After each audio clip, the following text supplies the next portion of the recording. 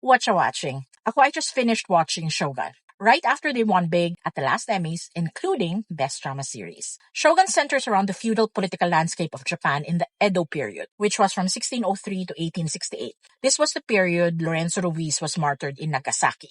Hiroyuki Sanada became the first Japanese actor to win an Emmy for Best Actor in a Drama. Anna Sawai became the second just moments later as she won Best Actress in a Drama. Odi Hemora shared on Threads that Anna Sawai studied at the International School of Manila for 5 years as a child. I love the super muted acting by the cast. For the most part, the actors had to have neutral expressions, so they act with their eyes. When they do get emotional, the contrast pops out. I do recommend you go see Shogun on Disney+.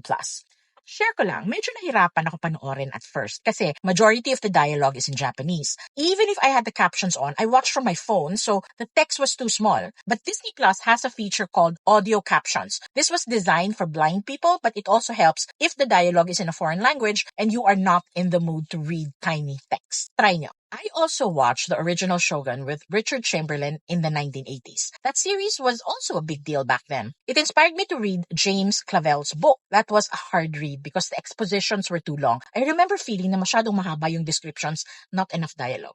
I wish I had time to read it again. Shogun, the novel, was the third in a series of 6 historical fiction books written by James Clavell between 1962 and 1993 called The Asian Saga. The novel centered around the lives of Europeans in Asia. The books explored cultural clash and empathy, political and personal intrigue, and societal and individual transformation. The series was set in a sequence, and the latter books included genealogy Easter eggs that refer to ancestors who appeared in the earlier books. Watch or read, whatever.